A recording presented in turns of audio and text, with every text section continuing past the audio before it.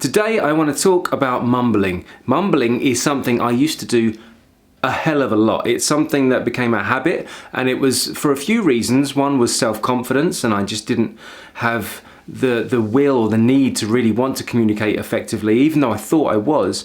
Another one was that my posture had suffered, and this had actually had a physical detriment to the way I was pronouncing words. And so even though it felt like an effort to speak, and I assumed since I could hear myself, others could, too many people said, what? Speak up, I can't hear you. And it was really confusing for me. So when I first started to get speech and articulation lessons, which was something like 15 years ago, I realized that my body alignment and posture was really out. I had a bad back all the time because I was working in a kitchen.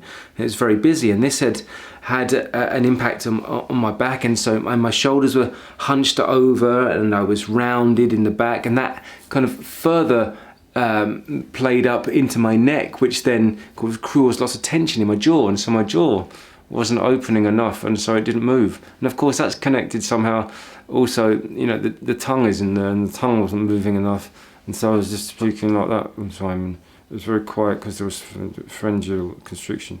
And so you can see how easily that can happen. And so it took a while to realign my body and get myself into a kind of better habits, so my posture supported my voice and I was able to be clearer and louder without any effort. Now I'm going to show you a couple of pictures. The first one is just going to give you an indication of some of the muscles that actually come from your skull, in fact, down the back of your neck and even down to the front of your chest. I just want you to look at that and consider how, you know, when you turn your neck and if you move it into a different position, that can actually have an impact on what's going on the inside. These are big muscles on the outside, but if we look in a bit closer to this second image, you can see that just around the back, behind the ear, there's these tiny muscles that kind of come down and swoop round. And one of them is actually attaching to the hyoid bone. Now the hyoid bone is just kind of above the larynx, and it's movable. It moves around, and in between the hyoid bone and the larynx is another muscle, which isn't in this picture actually. I wonder if it's the next one. Yeah, it's in the next one here, and this moves around, and it kind of helps to shape the vocal folds and move them into different positions for when you're vocalizing different pitches and expressing yourself in different ways. And so looking at those and all those tiny intricate muscles that are linked to bigger muscles and even to bone, you can see that the smallest thing can really put your voice out of alignment.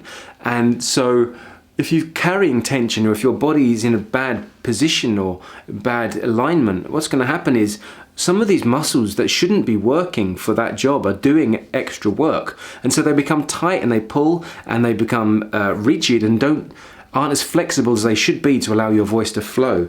And if you look at this picture now, this last image, the muscle that you can see on the side of the cheekbone going down to the jaw is what holds the jaw in place. So the spine actually, the head balances on the spine through the cheekbone and from the top part of the skull. The jaw is hanging, and so some of the muscles in the bottom of this jaw, like the tongue going down underneath, they're all hanging, and it's all due to this. They're hanging on because of this muscle at the side here. And so if this gets tense, then your bottom jaw can't open and close as fluidly as it should, and also that's going to affect your tongue. That's going to affect the muscles going into the larynx as well. And so the point of this video is just to show you those pictures, to give you an idea of how important it is to work on your alignment in order to stop mumbling.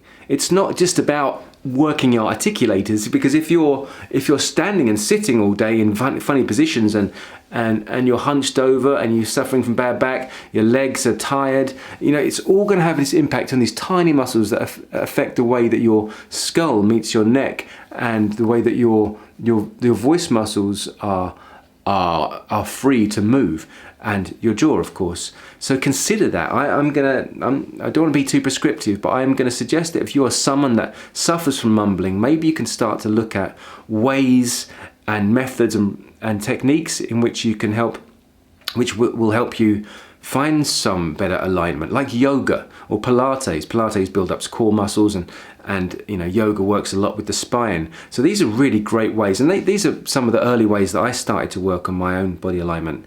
Of course, there's other things like Qigong and Tai Chi and some of these Chinese martial arts, which also promote better alignment and posture through energy work and through physical work also. So find what works for you, but if it's not always about speaking differently, it's not always about just changing your articulation. Sometimes you've got to change something major in your body, and if you mumble and have, you know, any physical issues or you've tried to do things for your mumbling and it's not worked, maybe go and try and work on your alignment and your posture, and this should have a positive impact on the way you use your voice, helping you sound more clearer and speaking at more volume without too much effort. Okay, I hope this video is useful for you. My name's Darren McStay. This is Improve Your Voice, and until the next time, look after your voice.